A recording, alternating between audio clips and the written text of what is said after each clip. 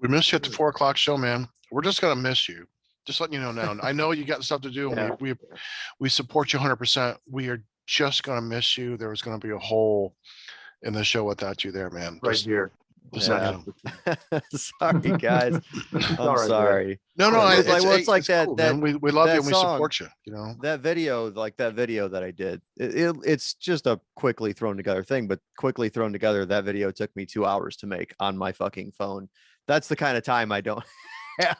So, I understand. Hey, I edit video all the time. It sucks, man. That it sucks that it has to be done. Number one, like I can't just put a song out and be like, check out my song. No, you've got to have all this stuff to go along with it, and you've got to manage all the socials, and it just, I don't know. And that's not even like, I'm not even saying that, music is the reason that I have to step away. It's that plus all of the other shit. It's just too much stuff right now. I am way too busy. Yeah. What's up, Vic? How's it going, Dread? Good. We were just telling him how much we're gonna miss him on the show. Absolutely. Yeah. Had a lot of fun hanging out with you, man. Huge anus-shaped hole that's not gonna be filled. If Dredd just wears that wig more often, it'll be and some sunglasses. You're gonna have to step up to the plate. It'll be like I'm there. James, bitch. Yeah. Some big shoes to fill right there. I don't know. BDE to fill. Yeah. Yeah, the shoes are small. You can definitely fill my shoes. I don't have the energy though. You're old man. Don't have the energy. Yeah, I don't feel bad. I don't. That's a new movie, No Energy for Old Men. Yeah.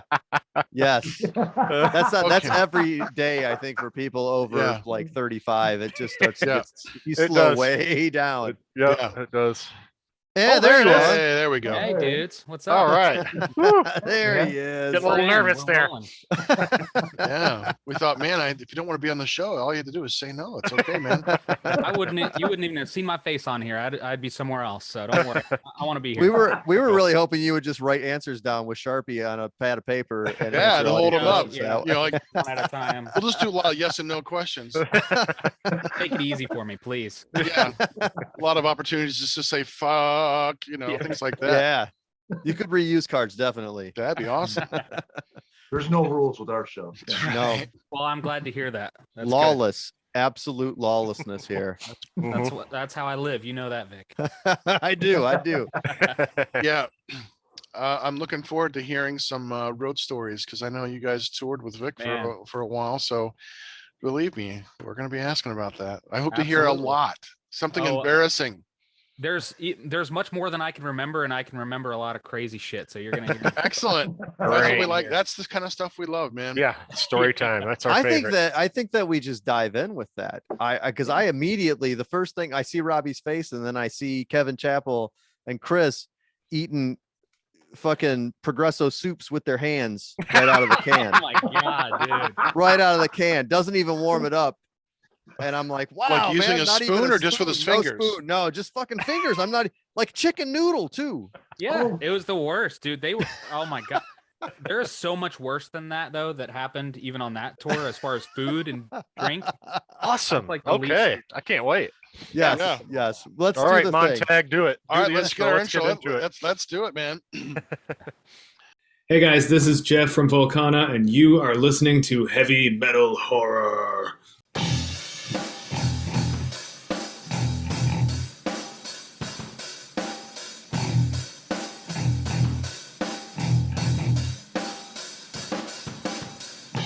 I am Montag, master of illusion.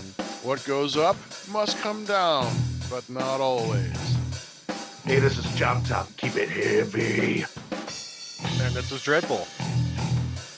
Yeah, yo, what's up, brother? My name's Wildcard, Vic Stone, Wildcard, fucking brother. Yeah, and you're watching and listening to Heavy Metal Horror. That's right. Okay. Well, they just took my thunder. There it is. Well, he just blew my wad. He's ready to get on with it. I think he's ready to get out of here. Tired of your shit. And you are watching and listening to Vic Wildcard Stone. Heavy Metal Horror. Woo, kitties. Tonight we have a fun show. We've got Robbie Rainey, from Possessor and Carriage. Robbie, welcome to Heavy Metal Horror. Thank you guys so much. It is a pleasure to be here, Vic. It's been a while, dude. So I'm excited to get into some crazy stories and have some fun tonight. Let's do it. That's what we love, man. We've got questions. I hope you have packed the sandwich and are ready to go because we can be here. And no, this is gonna be exciting. Lots of good road shows or stories. And I have to say, Vic, when he, because a lot of the bands that he's toured with, he always tells us here's who it is. And I listened to your Carriage album and oh my fucking God, Jesus, that is a fucking amazing album, Robbie. Man, I'm glad to hear that. They should preface this with their massive, everyone on the show are massive King Diamond fans, which is precisely why you're ticking all the boxes with Carriage. I'm among the right people then. Yeah, I mean, for me, when I listened to it, it was like, okay, new wave of British heavy metal meets black metal with a heavy King Diamond influence. I'm like, oh my God, there's that's everything I wanted. And I saw the cover is great. I'm like, the only thing I would have tweaked on the cover, maybe I have to look at it again, but like, I would have put the old lady in a nun's habit and still had the inverted cross. I'm like, that would be fucking what a t-shirt. There you go. There you go, Montag. Right? Yeah, when you re-release the it, ideas. Re-release. Yeah, that's you are. Yeah, I mean, I'll just draw it on there. I'll just get a copy. I'll just draw the nuns habit on there. So we'll just let you do it then. Yes. Willing to do it. And just sell my drawing. Just give me a Sharpie and I'll let just the guys know. Just a silver Sharpie. It's gonna look great. Yeah. Great. Perfect. The quality. Awesome. Yeah, thanks, man. I appreciate it. Oh, my pleasure. And again, it's always great. Always happy to have people on and appreciate you taking your time with us. So of course. Yeah. We're gonna ask some background questions. That's what we like to kind of start with a broad sense. So when did you first get into music? Well, as far back as I can remember, probably when I was like 5 or 6 is when I first remember caring about music, I guess. We'd be in the car driving with my mom and sister and dad, and they would often, back then there was oldies stations on the radio. Now you don't even get that on FM really. But so we got into I got into like Frankie Valli and the Four Seasons. I got into Roy Orbison. Elvis, I was huge into Elvis at that age. And that was really kind of the first one that really struck with me. So I got lucky, and my parents at one point, my dad got a job offer to go to Tennessee, and it gave us the opportunity to go to Graceland, and that just kind of furthered my interest in all that. So I got to see that at a really young age. And I guess that's where it started. I mean, I had cassette tapes. My parents would get me cassette tapes of those guys, any of the oldies, like 60s, 50s stuff. I was really into. I still am really into that stuff. And it's funny because my musical journey went so much further away from all that in a way, but only recently have I started to, like, I'll hear an old 50s or 60s song and be like, oh my God, I know this song. Like, I know the words to, how do I know this? And it's like, just reactivates a memory from back then. And I'm like, holy crap, I remember listening to this with my parents or something. So I guess that's kind of where it all started in a way. Nice. Yeah, I think most of us, I mean, I grew up in a musical household as well. And I know, I'm not sure about Dreadbull or Chop. And Vic definitely came from a musical household. That's a big influence. As you grow up, you hear that music as a kid, and it's still important, as you grow older. Yeah, absolutely. And it connects back to a familial tie. I remember those times with them, and it's more than even just the music. So it kind of connects it in a really nice nostalgic way for me too. Yeah. Excellent. That's interesting background for somebody that ends up in metal. Right. But we hear that a lot, though. There's some really surprising, really cool. Foundations for music. Yeah, absolutely. I feel like I've always been into maybe that's the reason why I kind of stuck to my guns on a lot of like cleaner vocal styles that I was into, even throughout the rest of my musical journey and even beyond what I did myself. Because honestly, the stuff that I've recorded myself is a lot probably more rough edged than I would even typically do. Carriage was kind of getting into where I feel like most of my talents probably lie. Whereas like Possessor, I was just pushing at the edge. That band was just pure chaos all the time. Like even getting through like Make Them Eat Metal Live was like I could barely, like I was always at the very edge of my not even ability, but just endurance. Like it's just like it's a special kind of thing to have to do that type of shit. So what I remember most about your vocals, Rob, was that you had the falsettos and then you had your regular voice. And I got to be honest with you, dude, because I'm more familiar with Possessor than Carriage, even though I have the stuff. Yeah. We spent a lot of time together, so I'm familiar with it. Dude, your fucking regular singing voice, like just the regular delivery shit, was fan-fucking-tastic, because you had like a grit and then you had the vibrato. You could control your voice. So you had a fucking great timbre to your voice. So I've always been a fan of your vocals in particular, man. I think you're a fantastic vocalist. Thanks, man. Yeah, it was also kind of weird because around here there's nobody else that does it like we did, even still now in the current music scene. I mean, it's just so unheard of to even have any kind of, melody or anything to the vocal. Right. I mean, more than just any kind of tone or anything. Like it's all just pure like grindcore, like death metal and all that stuff. And I can find things that I like in that music because I'm a huge guitar fan. Like I love if there's a good guitar player, I can get into it. But so I think that kind of helped maybe set us apart in different ways with Possessor or even with Carriage, is that everyone was like, oh, that's the band with the guy that sings. It's right. Not, this crazy bullshit that it could right. Yeah. Right. I appreciate that. I think what's so refreshing, Robbie, about Carriage, listen to that album, is just, it was 2018, I believe was the release on that? Yeah, I think so. And I think what's so interesting is how you guys meld everything from the new wave of British heavy metal with Fate and Diamond, but it still sounds fresh.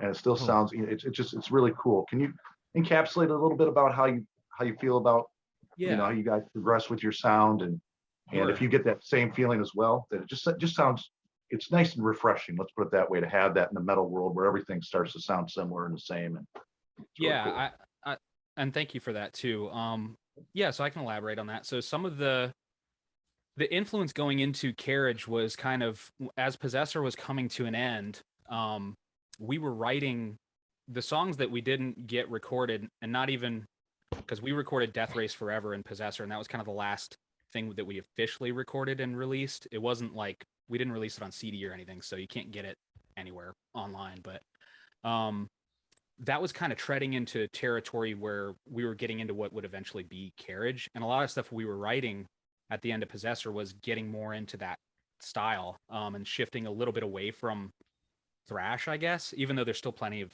that style, I think, buried in Carriage. It was always kind of my interest to go to something that was a little bit more, at the beginning of Carriage, it was directly Merciful Fate, because I've always been into Merciful Fate and King Diamond, of course. But that was the original intention, was like, hey, I want to write more like Merciful Fate. I want the riffs to be like XYZ. I want, this type of sound stamp.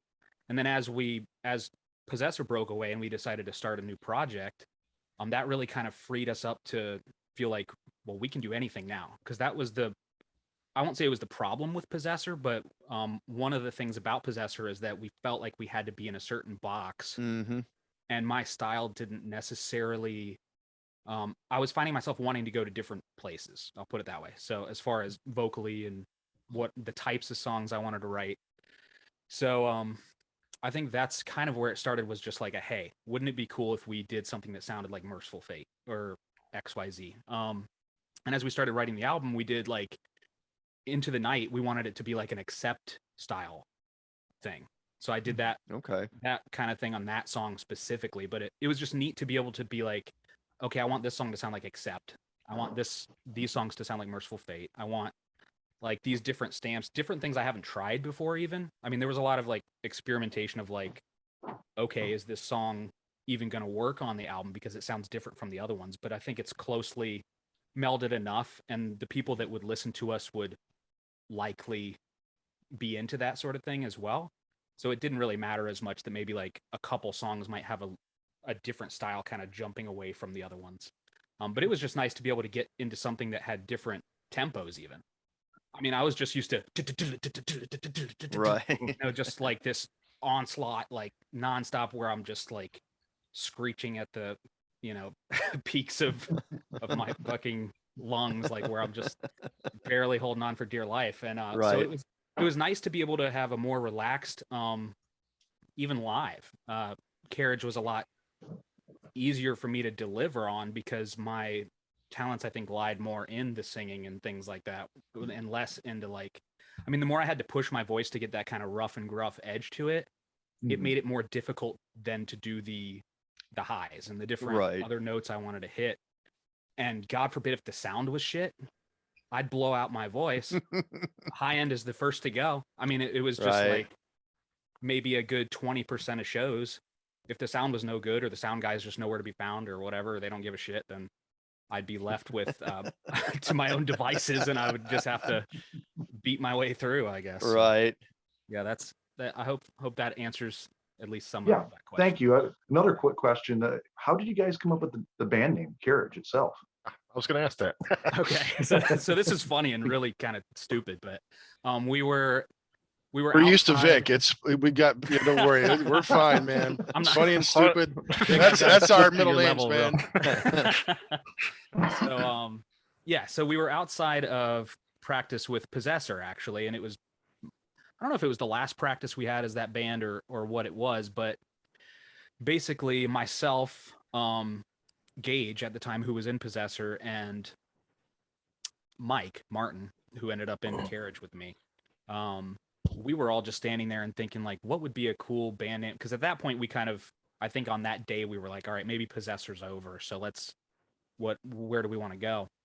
I mean, we already had the musical ideas, so to speak, and it was just a matter of getting the name and a few other things. But we were standing outside, and it was, I guess it had to have been around Halloween, because somebody had this big ass like inflatable carriage thing that was outside of their house, and we were coming up with different names. We were like, well, like candelabra and like all this stuff. We wanted it to be like a spooky kind of vibe, and then we see this big carriage, and we were like, well, how about Carriage? And we looked it up, and we didn't really find anything that was similar style, or I forget if we even found any other band that was titled that or not. But I kind of liked that, because even though it comes from something so stupid, I kind of thought of it in a different way. I was like, well, Carriage is something that's moving you to another direction, which is kind of what we were doing anyway.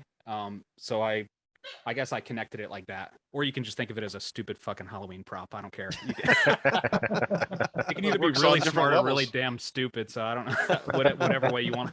Embrace them both. There's no reason they have to be mutually exclusive. That's right. You guys could have toured with horse drawn. Right. Yeah. I mean, they would always have to go first. Right there in front. Yeah. Right. They would always have to open right behind. Yeah. Exactly. Nice. Perfect. That's fantastic. So I'm writing that name down, by the way. No one's allowed to take it. Horse drawn sounds pretty sick. Gonna copyright it like Gene Simmons with the money bag. Trademark it. So all you people out there trying to make bands can slap your bellies at me. That's right. Yes. Oh boy. I should invite him on just to do that. Remember me? Yeah. That's right, motherfucker. Now, Robbie, other than Vic, have you ever met any of your musical heroes? Oh wow, you're putting Vic in rare territory there. I don't know. I know. Yeah. See, first time ever, man. I didn't know you were Vic is transitioning into real life away from heavy metal horror. Wow. So we're gonna have to zing him while we can. Get your zings in now. Get him in short. Yeah. All right. Well, I'm glad I got in right at the end of this. Yeah, because he was on last time with Volcana for the longest show we ever had, like 2.5 fucking hours, almost 3 hours. I didn't do that. That wasn't my fault. I'm like, Vic, I know you gotta leave, and you're like, you want to go out with a bang, but Jesus, 3-hour show? Come on. Yeah. The longest show no one watched. That's right. So about your musical heroes though, Robbie. I mean, we all have them, and sometimes we get a chance to meet them. It works out sometimes it doesn't. But have you who if you have met any of your heroes, who have you met, and what was that like? Yeah, I mean, honestly, there's probably more than I can even recall. I've been very lucky to have played alongside of a lot of the bands that I looked up to, as well as just meeting them in other scenarios too. But I mean, the main ultimate one was Rob Halford. Getting to meet and talk with him was incredible, and I'll give you that story because it's really insane. It's a great story. I love this one. Excellent. We love it. So, if I can remember back, basically this was back before, God, I don't even know what year it would have been, but I mean, anyways, I was City Built with Skulls was out, so that can somewhere. So, well, actually, the vinyl press. That was the vinyl press. Absolutely. I don't know if that helps with the time. No, it does. It does. So I remember we were still writing the last couple songs that would be on City Built with Skulls at this time, and I had Yahoo Messenger at the time. So this was fucking, I don't know who's ever been on there or if the internet even remembers that shit. But anyways, I had that for whatever reason, and I was on there, and I was also on MySpace. So MySpace was a thing. This person added me on MySpace, and at that time I just added whoever the hell. There were thousands of people. I didn't care, whatever. So as long as you looked like somebody who was into what I was into or had some reason to be on my page. So, and all the picture was like a picture of a tattoo or something. And they were into metal clearly by a couple of the things that I saw. So I was like, okay, added them, and they started talking to me. And basically the conversations just were really awesome. And this person was telling me about their experiences meeting people and like famous people in the metal community. And one of the stories was about Phil Anselmo and how he met them on the Painkiller tour and XYZ, and basically he revealed himself to be Rob Halford. And I was like, okay, like bullshit. Why would this, like, what a dumbass thing to claim, you know? So I'm like, okay, what, like, now you've ruined this very strange little friendship conversation that we've had has now been ruined by you saying something so dumb. So I was like, okay, right. So immediately I'm like, dude, I don't know like what your problem is, but you don't have to claim to be somebody or whatever. And like, basically I didn't tell him to fuck off, but I was like, you know, okay, yeah, right. And he was like, no, seriously. And he was like, well, do you have this messenger, Yahoo Messenger? And I was like, yeah. And he was like, okay, well, here's my name, log on. And he's like, I'll get on the camera and prove it. And I was like, okay. And so I logged on, added him. And sure enough, on the webcam, it was Rob Halford sitting there bald with the tattoos and everything. He was just chilling on a couch, just sitting there like, hey, what's up? And I was like, I mean, I'm like sitting in my room. I'm basically like a kid, right? And I'm obsessed with Rob Halford. I'm obsessed with Judas Priest. They're like my fucking gods. So I'm just like looking at my screen. I'm like, how could this even be? Like, I don't even know what to say. And I'm just like, oh my God. First, I'm sorry for like not believing you, I guess. But I mean, clearly he knew like that seemed outlandish, I think. But yeah, anyways, he gets off the camera.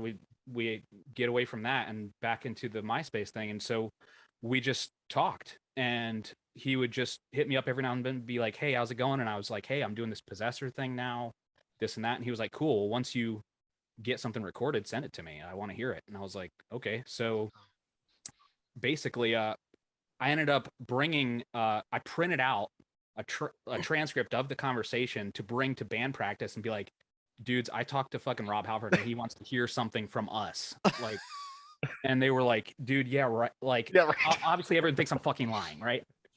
Anyways, this potential lie continues on for a couple years, to the point where it's a distant memory for me. Even, I mean, I say distant, I remember it vividly, but it's getting to the point where it's been years since I saw this person on camera, and even the truth that I saw, I'm thinking is a lie. I'm like, there. At this point, time has passed. Fuzzy, yeah. Like, I don't know if this. Am I really thinking this is real? So we get See But Skulls recorded. We recorded. There's a song called "Champions of Chaos," which is a kind of like a fan favorite and one of my favorites to sing. And anyways, I send him a link to the MP3 or whatever it was, and he listened to it, and he was like, well, I sent him the whole album, but he listened to the whole album and he said, dude, Champions of Chaos is fucking awesome. Like this and that, whatever. And I was like, wow, like to hear something like that from someone who means that much. And I don't think our music is anything like particularly spectacular, nowhere near on any level of importance as far as, you know, anybody could consider, or Judas Priest or anything else. I mean, it's like shit compared to all that, but but just to hear something, and he just seemed like the kind of guy that was just an encouraging kind of person. Like, he didn't have to talk to me. I mean, this was over the span of years. Every once in a while we would say, "Hey, what's up?" And that was it. But what proved it all to be true, and this was the craziest part, is that so years pass, even after City Built with Skulls is released. And suddenly I get an email from the Yahoo account that I once talked to. I didn't even have Yahoo Messenger has been extinct at this point. It's not even, couldn't get on there if I tried. So he emails me and he's like, "Hey, we're playing a show in Virginia Beach. Do you want to be like a special guest? Like, do you want to get backstage?" And I was like, "Yeah, yes, please." But at this point it's been some time too. So I'm like, I don't even know, like, it basically, I didn't know that this was real until we literally walked up to the ticket booth. And I have to walk up to the ticket booth and say, "Hey, I think you have some tickets for me that are set aside. Here's my name, here's my ID." And my guitar player, Mike, who was in Possessor and Carriage, came with me as my second person. And because I got 2 tickets. And the lady's looking at me. She's like, "Tickets set aside? What does that even mean?" I'm like, "I don't know. This is what I've been told. Tickets are set aside." And she's like, "Well, who set them aside?" I was like, "I guess Rob Halford." And she's like, giving me this look. Like, I mean, I'm sure she didn't know who the fuck that was anyway. But I mean, likely she's just working at the damn ticket booth. So, and then she's like, "Hold on." She turns around. She's like looking through some stuff, and like, my heart is racing, right? Because I'm either about to be the biggest fucking idiot on the planet, and this is all a lie, and everything I've known, and like, my world's about to snap in half if this isn't true. So she's like looking through papers, and finally she holds up this envelope, and it says Robbie on it and a pen. And Robbie. She's like looking at me and looking at the envelope, and she opens it up, and it was just like that Detroit Rock City moment where she's like, "Here you go." And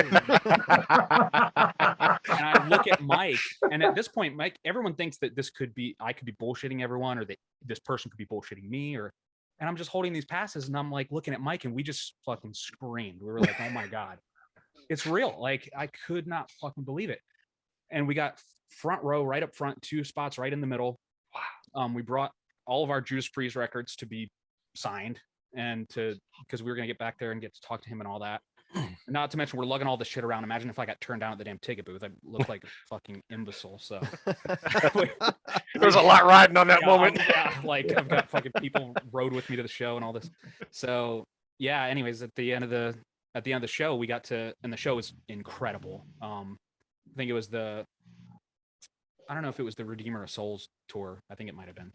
But anyways, we got backstage, got to meet him, and it was just funny because he's just this real soft-spoken guy. I mean, you might have seen interviews with him and whatnot, but he was just like, "Hey, how's it going?" Yeah, he's like, "It was hot as hell up on that stage. I was about to pass out, this and that, and whatever."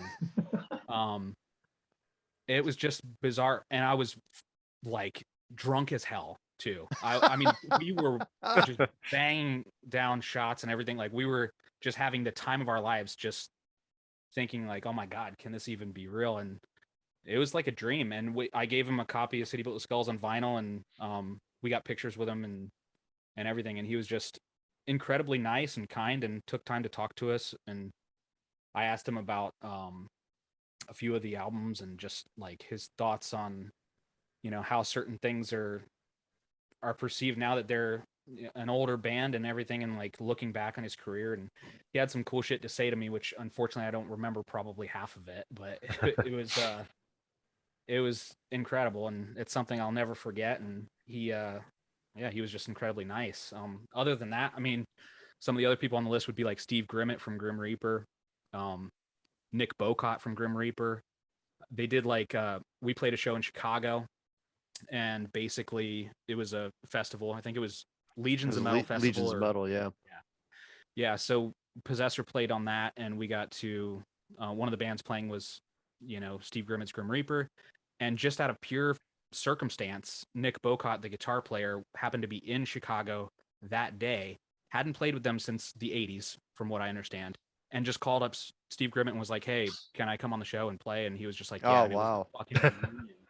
Yeah. Oh, cool. And I mean, for me too, like, I was a huge Grim Reaper fan, and not only because of Steve Grimmett, but Nick Bocott, I think, had one of the most killer guitar just his uniqueness. You can hear him play, and it's like, okay, that's Nick Bocott. He had a certain style of soloing, at a certain, which Mike was really into as well, and he was obviously there. But yeah, we got to meet both of them, and when we pulled up to the show, both of them were just out back of the venue, just sitting there smoking cigarettes, and we just walked right up, and it was just like, oh my god, like these. Reggie's, so man. Yeah, you never know who you're gonna see behind Reggie's. Right. Yeah. Well, shit. We didn't. I mean, it was like we pulled up and we were like, I wonder if we're gonna. And then they're right there, and we're just like, oh my god, like they're right there. We're like pulling in right in front of them. But yeah, that was awesome. I forget the name off the top of my head, but the lead singer of Hellstar, James Rivera. Yeah, James Rivera. Yeah. There we go. Nice. Met him at this place called Riff House here in Chesapeake, Virginia. It's like a shithole dive, but all the cool metal shows come through there. And we've played there a million times. So he played with us, and he was hanging out drinking with us and everything. And he was just fun as all the rest of them. Nicest guy. Lips from Anvil, same thing. He was there at, I don't know if he played that show or if it was a different show, but got to meet him there. And yeah, just a lot of people. I mean, being into that style of metal, and also Possessor kind of being right on the tinge of like, it's very thrash, but I think what I did with the vocals kind of allowed us to maybe play some other shows that we wouldn't have played if it hadn't been that way necessarily. So I got to meet some of the guys that deliver vocally the way that I would aspire to, I guess. So yeah, pretty cool. Nice. Yeah, we interviewed Steve a few weeks ago. Super cool guy, super nice. Yeah. Just great, very gracious and warm, and just hung out with us, and just a joy to talk to. So that's really awesome. Absolutely. Yeah. So like, meeting these people, these guests, did that like influence, how you react with fans who've come up to you as well? Did those meetings have any impact on you in a way that you treat your fans? That's interesting. You're like, no, fuck you, give me $10. No. No, I don't. I mean, I'm probably the most even-tempered nice guy out of the band members that I've been amongst. Everyone, I'm always like the customer service dude. Like, if anybody ever has a problem with anything, it's like, okay, we need to get Robbie to talk to this guy, because all the rest of the people in the band are fucking psychos, and they would just be like, fuck you, like instantly to anyone for any reason. So I was always that guy anyway. But so maybe subconsciously I took some things away from that, but I've always tried to just take time with people. And I mean, even at some points when, I shouldn't necessarily be even taking that time because of other obligations or whatever there might be at that moment. But I always felt that it's important, if someone is showing you this attention or telling you like, hey, like I really like this, or I really appreciate this, or whatever, the least you can do is take a second and just have a real moment with them, instead of just be like, yeah, thanks, man, and then just like walk away with a piece of the drum set or something. Like that's stupid, and that might be the only interaction they have, and they might walk away being like, well, F that guy or F that band, and whatever. Right. Those moments you carry on forever, those little moments. So that's the last thing I want. So I mean, it's possible that might have been the case. I mean, it's certainly something I've thought about when I've tried to interact with certain people that didn't give me the time of day necessarily. And not that I even ask, I'm not one of these people that needs like this whole conversation to be had or anything, but like, if you like, I can recall some people, and I won't necessarily name any names, but that I met that were from the thrash bands of the 80s and stuff, and they would just be like exactly like that, like, okay, dude, whatever, like, and just like walk away. And I'm like, okay, well now, and it did change the way I thought about those bands, and it changed the way that I listen to or don't listen to certain bands anymore, just because of that. And sometimes the music's powerful enough to get over that, because there's plenty of dipshits in every musical category, and I can get over the stuff that they do publicly. And like, some people can't get over certain things that certain artists say, and I'm just like, that's all just noise to me, unless somebody says something to me directly that's directed at me. That I don't care what anyone's political stance is or XYZ. I try to ignore all that mess, and then I'll put it this way: I can still listen to Ted Nugent, and I don't give a shit how what he says or how offensive it may or may not be. Right. Doesn't matter, because I can still just put on that music and I get what I get from it, and for better or worse, I guess, but that's the way it is. Right. You're muted. Yeah, thank you. Oh, there you go. All right. Yeah, it makes sense. I mean, separating the art from the artist. Sometimes you have to do that, and sometimes like in those moments that when things don't go well, like you said, you can never think about the band the same way. And that does stick with you. That's the risk of meeting people. Unfortunately, you've had a lot more positive experiences than not, so that's good. Yeah. I'd like to switch gears now and talk a little bit more about your creativity, creative process. So, can you talk about your creative process when you're writing music or lyrics? How do you come up with a song, from beginning to end, or an album concept? What is it like for you to come up with that? Sure. So, most often, and I find that this is probably the case for all the songs that I've written, is normally I need to, first thing is I have to sit down in a live environment with people and do it that way, because I've tried in this era of, with COVID and everything that happened, to do certain things online and send things back and forth, and it just doesn't have the same vibe for me. And maybe it's just because I've written a certain way for so long, but just to put that aside for a second, I've realized that doesn't work for me the same way. So in a perfect world, I would be live with the rest of the band. We'd all be in a room together. Guitar player, typically they'll have a riff or something that they've already, sorted out, and they'll start playing that. And normally what happens for me is I'll start to kind of visualize something almost like a movie. I'm very into movies as well, so it's my mind just works that way. And then so they'll be playing the riff, and I'll get like a vision in my head of something, and I'm like, okay, well that's the theme, so I'll come up with kind of like a theme, and then that might come with a title. Normally I like to come up with the title of a song first, because then I know where I'm going or how that might work with XYZ. So we'll get that out of the way. They start playing a riff, and then if they're playing what would be considered a verse riff, or what we think is a verse riff, I'll start writing along to that and coming up with the melody in my head. And there's also been many times too where if a song is going a certain way and I can kind of see the rest of the song in my head, as far as how I want the guitars to sound, there's plenty of examples where I've said, okay, can you do like, and like kind of just vocalize it, because I don't really play guitar, so that's the best I can do. And I've been very, thankfully I've had band members that can easily kind of get it and just, okay, do you mean like this? And they'll just play it, and I'm like, dude, yes. And then I'm like, all right, well, I've already got that section now, so because I already knew where I was going with that vocally and melodically. So yeah, and then it kind of progresses until the end of the song. But that's kind of where visions came from for Carriage. Was we were just sitting there thinking about like the album name, and I thought about kind of the creative process that I've had and that the guys have had. And for me, it's like visions. It's seeing the song in my head. Like it's like I'm watching each song is like a little movie to me, basically. So I see it that way, and I was like, well, why don't we call it Visions, and we'll have it with like, like a medium on the cover, like a psychic medium. And I was like, I want it to be like, I don't know if you guys have seen the movie The Others, but there's an old lady with the white eyes and with the candle and all that. And I basically messaged our artist that has worked with us forever, Mario Lopez. He's one of the absolute best to work with, and we've been working with him since early Possessor, like on the demo.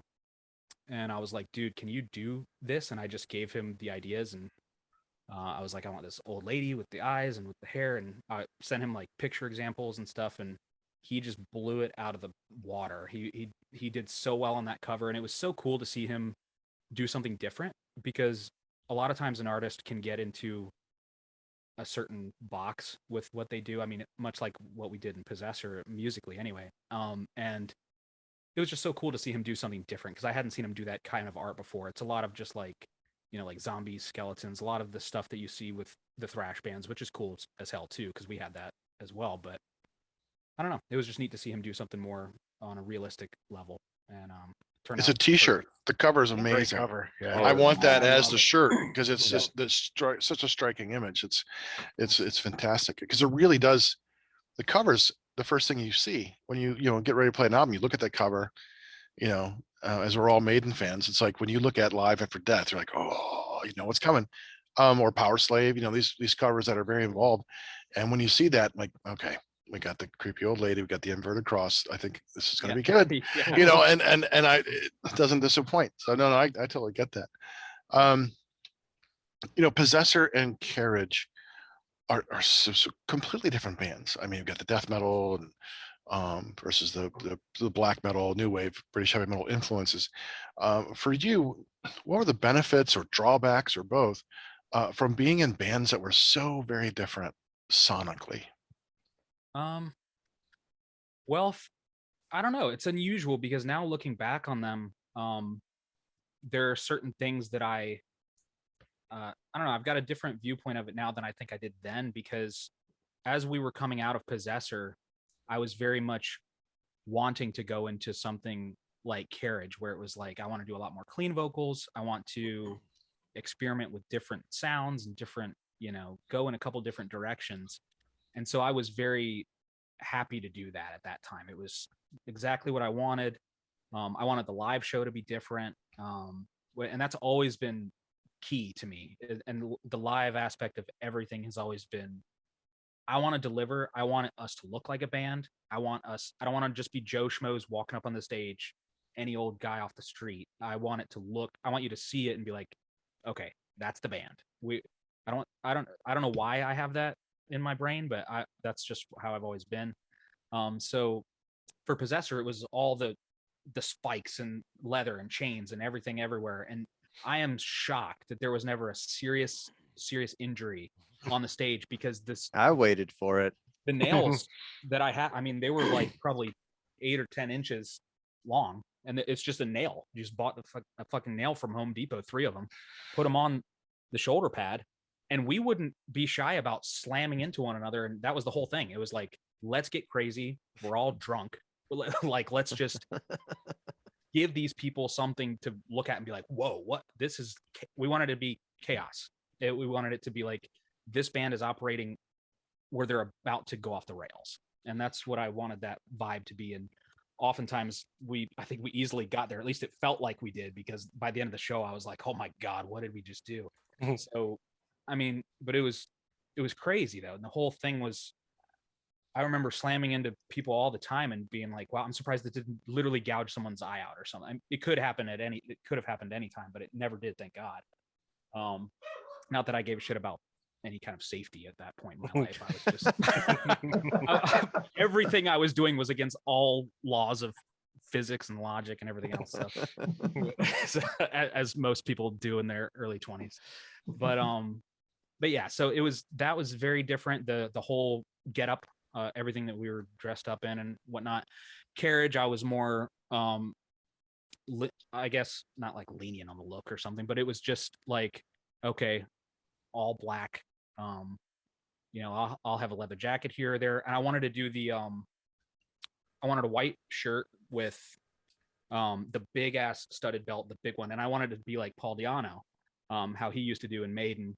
That was the vibe there. And I'm a huge Di'Anno fan. And Di'Anno was another person that I got to meet. And that was our second, it was either our first or second show as Possessor. We opened for Di'Anno. And that was insane, because it was in this little place called Gill's Stonehouse, which is now closed. But I remember hearing Di'Anno was coming, and I was like, oh my God, well, we're ready for a show. Let's see if we can get on it. We got on the show and got to see him play through, I think it was all of Maiden and Killers. And it was insane. And I was right at the front of the stage I never thought in my life I would get that close to somebody like that who was a hero. But the one thing Paul Di'Anno said to me was, you guys are more metal, you should be more punk. Like he was like, I just remember him being like, you should be more punk. Like why are y'all trying to be metal? Like you should be more. And I was just like, whatever you say, just sign my leather jacket, please. That's all. Thanks, buddy. But so that was kind of cool. And I don't know how much of that was a joke or not or whatever, but obviously that was his, I think some of his reason for what he claims to why he got away from Maiden. But I digress. With Carriage, yeah, I just wanted to be a different look live. I wanted to, I mean, the sound was a lot different, obviously, you know, so that was a key, and I did want that. The other thing was Kevin Chappell in Possessor kind of pushed the band to certain areas where it was a lot like Mike is the more melodic player. I'll put it that way. So that's why he carried on into Carriage with me, because that was kind of the vibe that we were going for. Kevin really pushed us into the far ends of the thrash category, which was fucking awesome. He's a great player. But yeah, it was a different vibe. Mike's talents lied, I think, in that direction, and so did mine, and it was just a natural progression for the music. Would you say Carriage represents in any way like an evolution for you as a person, away from when you're in your 20s, that young, aggressive, out of control sort of energy, into something a little more refined and a little more mature, maybe in a way? Yeah. Mature. Sure. Yeah, and we can put mature in quotations. But I'm still like drinking blood from a skull on stage. But, right. Musically mature, I guess. Yeah, for sure. Musically a lot more mature, a lot more complexity. I mean, we got really, really, really lucky, and the other guitar player, Rivera Ashbury, he is one of the greatest guitar players I've ever met. He can play anything. He can play anything by ear. He's just musically, he's on another level from a lot of people I've ever met. And Mike knew him because he was the son of our drummer who was in Carriage, Randy.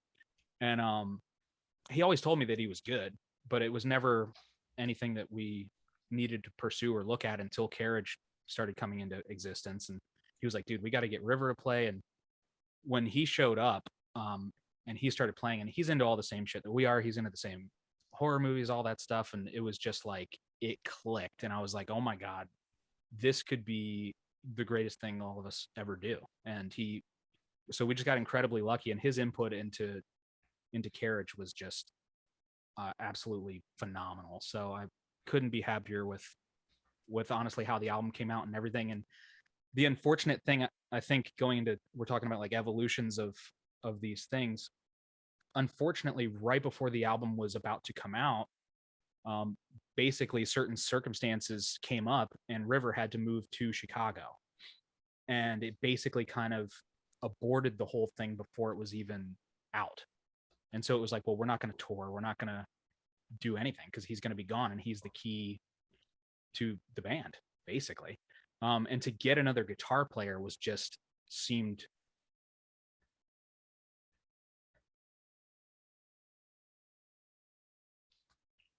with coming to terms with replacing players, especially when I think they're a key to the sound. And I just loved his playing so much that I was like, I don't see this happening with someone else. I don't see someone else coming in here and having the same vibe. I mean, I'm sure, anybody who's been in a band for any period of time, I think, knows how important it is to just have chemistry, and how rare that can be, especially when you're sorting through players and trying to get shit together. And maybe I'm particularly picky about that stuff, for better or worse, but I don't want to ever settle for anything. So I would rather just start another project than start replacing a bunch of people and it turning into something else. Because if it's turning into something else, it may as well be something else. As much as I really hated the fact that all that kind of happened in that time frame, because I was like, this is the greatest thing we've ever done. This Carriage thing could blow up and it could have been, I mean, Possessor, like, we had that spark without even like, I don't want to like compare talent levels or anything, but like what we did, you're talking about like the musical evolution. It was like, I think a lot of the Carriage stuff can put a lot of the Possessor stuff to shame if you wanted to compare them, even though they're so different. It's not really right to compare them, but yeah, I thought it had all the wheels in the world to go wherever it wanted, but he moved and it didn't really happen. We played some shows, and we played in Chicago again, and it was awesome. But that's kind of really where it ended, and we haven't really picked it up. I mean, like I said, we've tried to do certain things online and stuff and sending stuff back and forth, but just the vibe, the writing is not, that's just not how I operate. And that's just the way it is. So if we can ever get all of us in a room together again, I think it'd be real easy to come up with some stuff, but until then, maybe not. So we'll see. Yeah, that'd be great. That album absolutely blew us away. I mean, Mhm. it's a phenomenal album. The production of it. quality, everything about it is top notch, man. I mean, I appreciate I'm that. sitting here going, how is it taking me 4 years to even hear this? I can't believe it.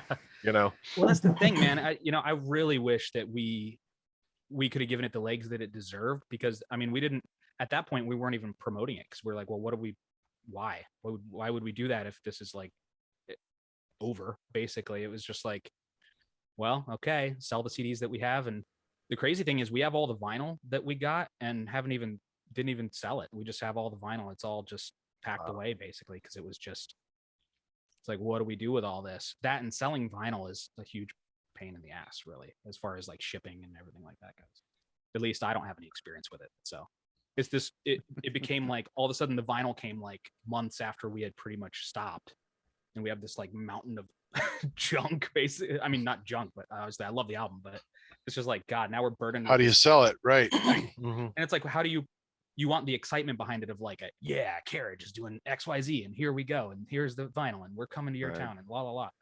That would have been sweet, but just wasn't the way it was. So, I mean, we'll do something with the vinyl eventually, but it just that, and everybody's lives just started going in different directions. So it's like, for us to refocus on selling all this vinyl just seemed ridiculous. So for now, that's where it is. But That's sad. That's a shame. Yeah. That makes Yeah, me man. sad.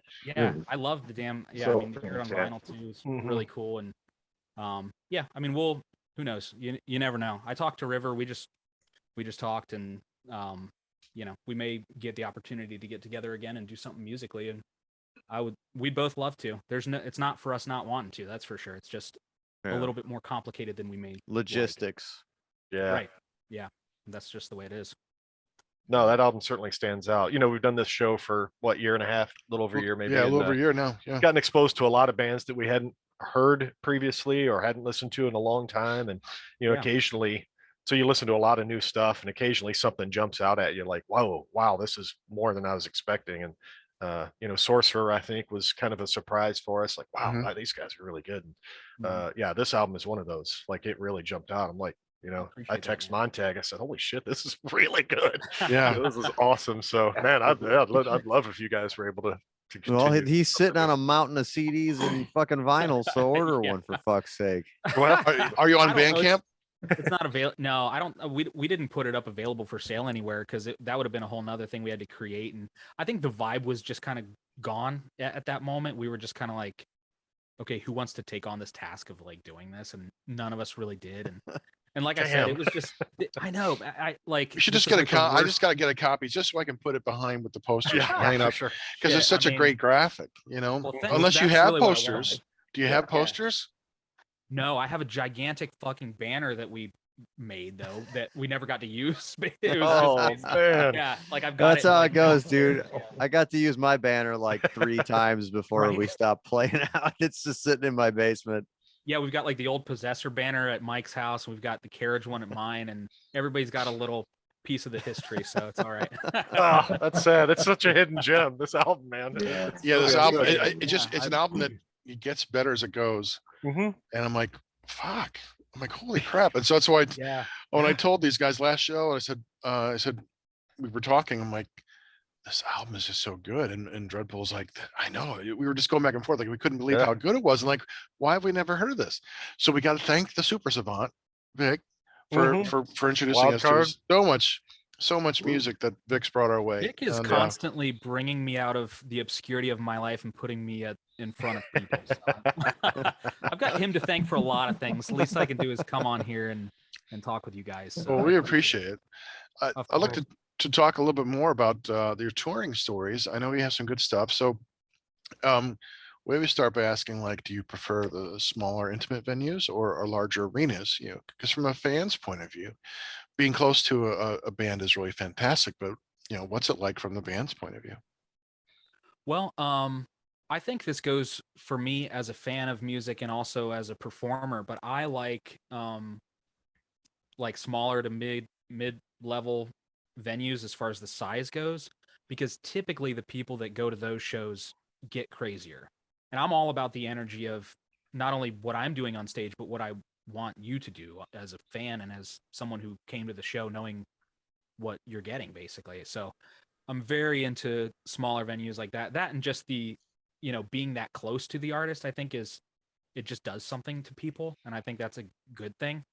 Um, and I mean, like, to give one example, and it's the only example I have, so it's hard for me to say like, oh, I would prefer a larger venue because I've only played like one in my life. But when we got to play in Germany with Possessor, that was in front of thousands of people at this Metal Assault festival, and it was absolutely fucking insane, and it was awesome, and the whole story of that is incredible. But it was cool because people there, you could hear the people singing the songs, and we had never been to Germany, and just to know that people there knew the songs. I remember like being like, "Oh, we're gonna play Champions of Chaos," and then you'd hear people doing the "whoa, whoa," like they just started doing it in the crowd, and I'm like, it was just so bizarre to know that people knew the music, and we were just, it's like nobody here should know who the fuck we are at all. So that was just kind of incredible in its own way. But it was, I mean, the German crowd was crazy. So, I mean, that was a huge crowd, and there was a lot of people going crazy in that crowd. So, really, for me, it's more about the energy, I think, because I've seen plenty of shows too. I don't know if you guys have ever watched certain things on YouTube or whatever, where it's like this giant crowd and everyone's just standing there. Yes. Like, Yeah. and the craziest fucking band is playing, not even crazy, but just like a band that's so good. And you're just like, and it looks like a sea of dead fish. Everyone's just standing around. I'm just like, what is happening? Like, if I was at that show, would I be the only person going insane? Like, what? Why? And I'm not even like one of these guys that has to be like moshing or anything else, but just like to see some physical reaction. Get into it. That's just hands in the air, anything. Like, but if everyone's just standing there like they're waiting for a bus, it's like, what? Why are you? How many hundreds of dollars did you pay to be here, and why the fuck don't you? And there'll be hundreds of comments. I calling came them to out be too. bored. Yeah, it's like, I mean, I get everybody's different, and obviously, I don't expect every single person to act in some certain way because, why would I expect that? But yeah, for me, it's just about the energy. I want to see a reaction from you or feel that you are excited about it, and if I can feel that, then that's just going to fuel what I'm doing even more. And if I don't feel that, then I look to my bandmates and I'm like, well, let's fucking smash into each other until something happens. And that's what we would do. And that, sometimes that would work, or sometimes we would just have our own fun. But either way, that's always what it's been about, is just us having fun and us doing what we love to do and writing what we want to write, and being in the style that we want to be in. And if everybody else likes it, then that's cool. But if not, it's really just about us. Like, as weird as that may seem, or as like selfish as that may sound as a band, it was just kind of like, we're doing this because we love doing it. And it's, right. If everybody else gets it, that's fine or whatever. So, I mean, it's cool to come on here and, you guys are talking about like the art and things like that. And like, oh, you like this album or whatever. I mean, that's fucking amazing. And there's no better feeling than having people understand what you're doing, or looking at an image and being like, wow, okay, I get this, or I like, or this speaks to me in some way, because that's what we want to. That's the other side of the coin, I guess. But yeah, ultimately, so I'm thankful to hear that people like some of the stuff, but it was just fun anyway for us. So. Yeah. When you were out touring, what was your favorite food to eat on the road? Other than, I mean, we got to hear more about the canned soup, but well, I gotta yeah, say, it was hand cold soup. progresso. hand soup. You'll notice that a soup, lot yes. of the I was kind of the voice of reason in the band. Everything was always, I feel like, kind of happening around me, and I'm like, what the fuck are you guys doing? But I mean, there's plenty that involve me as well, but none of the weird food stuff. I'll say that I don't mess around with. You'll never find me digging in a can for soup noodles. I've never been at that moment in my life, and I hopefully never will be. Clearly, you've never been hungry enough. I could never understand the finger singing because you have a can. You just drink it right out of the can. Right. The noodles will come There right are down. There's no better- reason yeah. to use Yeah, your they fingers. were reaching right in there, man. I'm gonna tell you this. There's no explaining the logic behind many of the things that happened. It's just pure fucking. Well, It's let's something hear else. about some of those things then. Can you embarrass mean, Vic first of all? Can you? I mean, this is the time that we like the stories. Yeah, we like the yeah. road stories. We've Yeah, he heard can some tell. good ones. He can tell you about how I had to borrow Kevin's guitar on a gig, and it almost crushed me with its 50 pounds of roofing nails on the strap, and I couldn't move the strap. And Kevin's a giant. He was like a Yeah. foot and a half taller than me or something, and my string broke. And here he is, same tuning, thank God. And then he hands me this guitar, and it's to my knees. And it weighs 700 pounds because it's just, the strap weighed 700 pounds. The guitar was normal. Right. I don't remember what song we were closing on, but I was like, son of a bitch, I should have just said this, we're done for the night instead of try to play with this thing. It was ridiculous. Yeah, there was no borrowing stuff from us unless you We're the same unless you size. yeah, exactly. The other thing is too, it's funny because Take out an I'm 6 insurance foot tall, policy. but these guys that I've had in my bands, like I'm 6 foot tall, so these guys are like towering over me. My drummer, my guitar player, it's so bizarre. I feel like I'm the short one, and I'm like, how did the fuck does that happen? But yeah, they're just huge dudes, and not to mention we have all this ridiculous shit on. So yeah, the guitar straps and everything. I remember at some point I think Kevin just had a big ass chain that was just the guitar strap. It was just literally a fucking chain that we I'm bought. thankful I didn't have to use that. Yeah, Get your hair all tangled up in there. yeah. Oh yeah. Oh my god, dude, we lost so much hair and all that shit. Oh my god. Surprised I still have anything. But yeah, I mean, I remember there was plenty of crazy shit. Like, so for instance, a lot of it came down to the van. So the van that we had was this it was a 15 passenger van that we took all the seats out basically except the front 2 rows. And we put a mattress in the back. We hooked up a TV to the ceiling. This was all so jankily done because we were all like fucking 21 years old, didn't know anything about fucking shit. Oh gosh. So we had this TV hooked up, which I think never even ended up working. So we've got this TV just swinging from the damn ceiling above our heads while we're sleeping in the fucking mattress. So we had this, we had this dream. This was like van life before van life. So where we had this like setup in the back where there was this mattress, and we would take turns on who slept in the mattress and who slept in the seats, or you know, if we got a hotel or something, which I don't even think ever happened on that tour.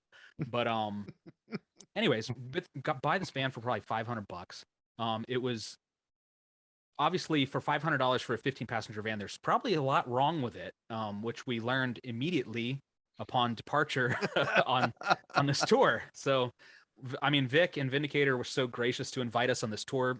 We had played a show with them, and they liked us, and we liked them, of course. And we knew them from MySpace, and there was all kinds of the sparks were flying, and the romance was there between. Yeah. So he was like, But hey, we still have hair tour. Oh yeah, Right? yeah, right. So yeah, he invited us on the tour, and we were thrilled because honestly, we were all living in this apartment together, the whole band. Which the apartment is a whole nother. It was the craziest thing to have all of us living in there with all of our girlfriends, and it was like a 3-bedroom apartment, and it was completely trashed to the point of like just insanity. And then we get this like email that we print out, and it's from them saying like, hey, do you want to tour with us or whatever, and here's the details. And we're all staring at it like, hell fucking yeah, let's go. Like, and the funny thing about that time in our lives was everything was just hell yeah, let's go. There was no thought about how you know, anything. Like it was just like, oh, we'll just quit our jobs, we'll just go. Like, who cares? Like, nothing mattered. We didn't this was the dream to us. It was like, all right, we're already playing the music that we want, which is a dream in itself, really. And then it's like to be able to tour and to play shows in front of people in other areas, like that was sick. And plus, as a live band, that's really where we thrived and what we love to do. So it was a no-brainer. Obviously, we said yes. We buy this van. Chris, our drummer, was mechanically inclined with a lot of things, but he was also a person that would just jerry rig anything, which sometimes is great and sometimes not so good when you're going on like a 15,000 mile tour or whatever it was. So anyways, we get it up and running order, and we're like, all right, we're good to go. So the girlfriends give us these cans of soup, send us on our way. Obviously, the soup comes up. Bon later. voyage. Yeah, good luck, boys. See you in 30 days. So Just a fucking case of bunch soup. Here you go, kids. Soup. Oh, What a yeah, weird here's thing to some send people on the here's road with. some soup. Where the fuck are we gonna cook this? Yeah, so which obviously didn't happen. And I think that's the only time we ate the soup. We ended up coming back with all the damn soup, other than whatever cans they ate. I probably watched you guys eating that while I was making my instant noodles with my hot pot. And I was like, I should have got a hot pot, man. These are the things, we're like, well, let's get a TV and fucking nail it to the ceiling, and like we weren't thinking about like, are we gonna eat? Are we Actual gonna, human needs. How are we? Yeah, no, it was totally stupid. So, well, I'll tell you this. Before we left, we decked out the whole van. Mike, our guitar player, was doing vinyl graphics at the time, so he decked out the whole van front to back with all these like demon imagery, and like we had our band name and the MySpace profile and all this blah blah blah everything, which is so playing any shows in the Bible Belt. Oh yeah, we did. Oh, yeah. And we so it was a joke amongst, we tried to count all the pentagrams that Possessor had in between their van and their gear, and we could never do it. No, it was We endless. never could do Endless. it. Yeah, and that's what we wanted. We wanted everyone to, everything about that band and about that time was just like, look at us, get out of the fucking way. This is crazy. Yes, you know. Yes, we know. Join in, or we're gonna fucking run you off the road. Basically, so that was the mentality of the band. Sounds like the King Diamond tour bus. Yes. I can only imagine. But the other crazy thing, and the multiple crazy things about just this van, was that for some reason something was wrong with the back door. So Kevin worked in a metal fabricating shop, and he was like a professional welder, basically. So he welds the back door shut, which turned out to be a problem during many of the emergencies that we had on the van, because we all had to crawl over everyone to get out of the van. And I'll go into these crazy fucking emergencies in a minute, but so he welds the back door shut. He welds the trailer hitch to the van, which was completely, I think, illegal, and also not, it didn't hold at one point. So, so this is a 15-passenger van. We got this big ass trailer in the back to carry in all of our stuff, and it's just welded haphazardly, as far as I know. I'm no expert, but I can only imagine because of the rest of the shit that went wrong. And then on the front of the van, we had this giant metal shield that we carved with some sort of electric saw into it. We carved poser disposer into the front of it. And we had metal spikes on the front of this huge piece of metal. Nothing thing- like Wow. just tagging yourselves. Nothing like making yourselves a target for Zombie every apocalypse police mobile. force. Every we got- police. Yeah, we ended up getting pulled over near the border of Mexico, and they were just like, we want to search everything. And we were all drunk as hell. There's open alcohol my in the God. car. I mean, whoever was driving wasn't drunk, but it still, it was like, oh my God, we've got all this open out. First of all, half of us have never had a police encounter at that point in our lives anyway. Let alone like this is during the craziest moment of our life and we're being pulled over. So that's a whole thing. But anyways, back to the beginning. So we welded this giant piece of metal to the front of the van, which I'm sure was horrible for the van. Just the weight Gas of it. mileage. I mean, it took that. Yeah, I mean, that being the least of our concerns, everything else. But it was so heavy, it would take probably 3 of us to lift it. And using like all of our strength, this thing was fucking huge. Became a 2-wheel drive van. It was just driving the front wheels. Yeah. Oh So my we God. had this whole thing welded to the front with all these spikes and everything. And we were like, this is fucking awesome, right? So we just kept driving. If you hit a And- deer, you can just leave it there, skewered on the front of the van. Right, yeah. You There's know? dinner. There's dinner. That's metal. Yeah. Dude, Yeah, just real use your quick, fingers. Fucking- to it was the coolest interject, thing. Robbie, Yeah. I Here to just go with your discovered soup. Yeah. probably a couple weeks ago video footage of when you guys rolled up in Chicago, and it's me and Kid and Sarah's outside, and I think Chris from Aggressors outside, and Brian is, and you guys rolled up in that van, and we're like, what the fuck's going on with this thing, man? Oh, Dude, Yeah, it was- it so was yeah, go ahead, insane. continue with the poser disposer grill, because Yeah. this is you got to post a still of that up on our, Dude, I wish I don't Facebook even have page. one fucking picture. I don't have a picture of the van, unfortunately. I know Love that to there's, see that.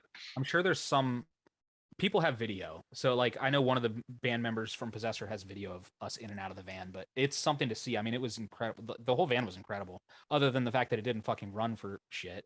It was just a nice, huge image of demonic insanity that was just like 2 gallons a mile. That was like, that was how the mileage. extreme- Yeah. How extreme can we be? So, anyways, we roll up to the first show, and as we're rolling up and parking, basically, we were in someone's for whatever reason we had to like turn around in someone's driveway or something. And it's this newly paved driveway, coincidentally, which comes into play in a moment. We pull into this driveway to turn around, and the whole fucking transmission just blows out underneath of the van. Oh. This is we're maybe like a mile away from the venue or something. All this black tar, all this terrible shit, whatever's running this van is now all slime sludge on the ground, right? On this concrete. And the van just stops moving. So we're like, oh, well, what the hell do we do? So we get out of the van and we look under there and see all this shit, and we're like, okay, that's not good. And so Chris goes to the local, I guess he must have walked. It must have been right there. But we get all this. Basically, our only option was JB Weld. So I don't know if you've ever worked with JB Weld. This is probably the craziest thing about this mechanically as far as making it work that we did. So there's basically this, this whole fucking thing just fell out. So we get all this JB Weld and cake the whole thing in multiple layers of JB Weld. We're all under the van taking turns, just caking this whole thing with JB Weld. Logically, this should never work. It was the most dumbest solution to a very serious problem that we could come up with. So we just did that, and then we started the van. It was able to pull out of the driveway. We're pulling out of the driveway. The guy's coming out of his house. He's like, "What the fuck did you do to my driveway?" And he's like screaming at us, and we're like pulling out. We're like, dude, it's not like we had a choice. We didn't hit the fucking eject button on the tar and just like fucking say like, But of course, we're saying this from a van that looks like it was built to fucking destroy someone's life, more or less. So probably doesn't help the image, as far as being like, "Hey, sorry, man. Hey." So, all this shit's on his driveway. He's cussing us out as we're pulling out, and like he's like, "Well, what the fuck?" Like walking after the van. So we just pull away and just drive. We were just left. I mean, there's nothing for us to do at that point. It's not like we have any fucking money to pay this guy or anything else. So we get to the venue, and I think the van stops again. But we're at the venue at this point, so we're like, okay, well, we made it to one show on this whole tour that we had. Barely, literally, as we're rolling in and the shit's like breaking down. So we get out, play the show. I think something happened where we ended up parking the van someplace overnight, and we slept in the van, and just hoping the next morning that this would like hold and like harden or whatever it has to do over 12 hours or whatever it is. So we wake up in the morning, start the van, it runs, it is working with the different gears and everything. And we were like, well, let's just see how long it lasts. And I'll be damned if Hit the highway. welded transmission lasted the rest of the whole tour. Wow. Yeah, just JB Weld. And it was, that was a miracle in itself. I mean, everything else on the van ended up falling apart at different intervals, but the fact that worked was like the craziest thing to us, because we were like, well, there's no chance. I mean, this was basically these guys that know about how to fix these things were like, yeah, we're just this should do nothing in the way of helping. But we were like, well, all we have is it's like no money, so it's like we'll just buy a bunch of these little JB Weld things and pour them all on there and hope for the best, right? So I mean, it worked. So there's that. And I mean, a couple other things about the van breaking down. We were in the desert, running through. This is the DK story. Oh boy. Yeah, so we're in the desert driving down this fucking crazy hill, and it's like one of these. It's unlike anything I've ever driven before or seen since. But basically, you're out in the desert. It's like Looney Tunes out there. They got the cactus and the little cow skull and everything else. just missing Wile E. Coyote rushing by. So we're flying down this hill in this enormous 15-passenger van with this big ass trailer welded shoddily behind us. Everything's skittering around, and we're just going at a way higher speed than we should be, flying down this hill. And before the hill, it's like, oh, the semis can't go down here, blah blah blah, because of the speed and everything. It's just not The safe. grades or We're the basically a gradients or fucking whatever it is. semi at this point, and we've got this giant thing welded to the front of the van. So flying down this hill, and we're seeing flames and smoke shooting up from the sides of the van. Oh no. And we're just flying, right? So and the whole time we're hitting the brakes because we're trying to stop. Obviously, we don't want to keep going with this happening. So, and a lot of times what would be happening, one of us would be sleeping in the on the mattress during the day or whenever the hell, we might be passed out, whatever. And all of a sudden you would just hear everyone screaming. So whoever is shooting up, and I would often, if I was on the mattress, I'd come shooting up out of a sleep. Everyone's screaming. All I see are flames and smoke shooting up from the sides of the van. I'm like, what the fuck? Like, if you've ever been woken up by something, like, the only equivalent I have is like if you woke up and your fucking house was on fire. It's like what goes through your mind. You're like, what is happening? Oh my God, are we gonna die? Why is everyone screaming? Yeah. So we end up getting to the bottom of this hill and stopping, and Chris gets out and dumps his Dr. Pepper on the flaming tire. Basically, both of these tires were on fire, and they were the hubcaps were red hot because apparently the brakes were gone. Yeah. Oh, Metal on wow. metal. Yeah. And he's just dumping. I just remember him dumping his nasty ass Dr. Pepper. They had like cigarette butts in, just dumping it onto the tire, trying to put the tire out. We ended up getting something to like pat the flames out. And 5 minutes later, so then we're just in the middle of the desert, right? There's no solution in sight. We're just like, okay. I remember just walking around in the sand and being like, I didn't even know what the fuck to think. I'm just looking at the fucking cactus, like, how did I get here? This is where it ends. Yeah, like Yeah, what else is yeah. left at this point in my life? I've lived a good one, so I'm like, okay. So we're trying to figure out what the fuck to do. The flames are out, so we're like, okay, that's good. And then this cop ends up coming, and he's like, you guys shouldn't be parked here, right? Because we're at the bottom of this deadly hill. We're like, oh yeah, no shit, like. Oh yeah, well guys, he said we're not supposed to be here, so let's go. It's like, dude, it's not that simple. Like, we're trying to figure out this horrible disaster that we just lived through and how we're going to continue. Like, it's not just like, oh yeah, we're just going to start the van and just go. Which oddly enough is what we ended up doing probably 15 minutes later. But and I know you mentioned the DK story, Vic. Yeah, that was a different one. It I was forgot because different. you guys Yeah. you guys broke down so much. That was where it we was were at every- the you name it. Anywhere yeah, we went. we were at the marathon station, and Chris like talked to the mechanic there, and he let him use his fucking tools, which was like, what? Yeah, You guys that was- Chris was fixing the van at that gas station. That's when Brian put on your gear and was harassing customers, and we're like, come on, man, Yeah. like the dude's letting him use his stuff. Don't do that. Yeah, Oh, it's fucking man. nuts. I remember DK. That was when our one of the belts broke or something. Yeah, It was like an alternator belt. Yeah, and we had to send. Didn't they have to like a hitch whole ride van or load of something? people went. No, the whole van load went in. It might have been the Vindicator van, or it was the aggressor van, and they went into town and they picked some stuff up, and so they're coming back. And this is where like DK's in the car, and he's got the side door on the van open, and he's like, saying something crazy. And the part that they needed came flying out of the van while they were driving down the road. And it actually didn't get damaged, but it was, what the fuck, man? Nobody And I cared about mean, anything. We yeah, could be it's just handed a reckless. solution, and we're just like, let's smash it. Let's throw it out the fucking. Yeah. Didn't even. It was total nonsense. It was just. Oh, it was so good. It was crazy, so man. glorious.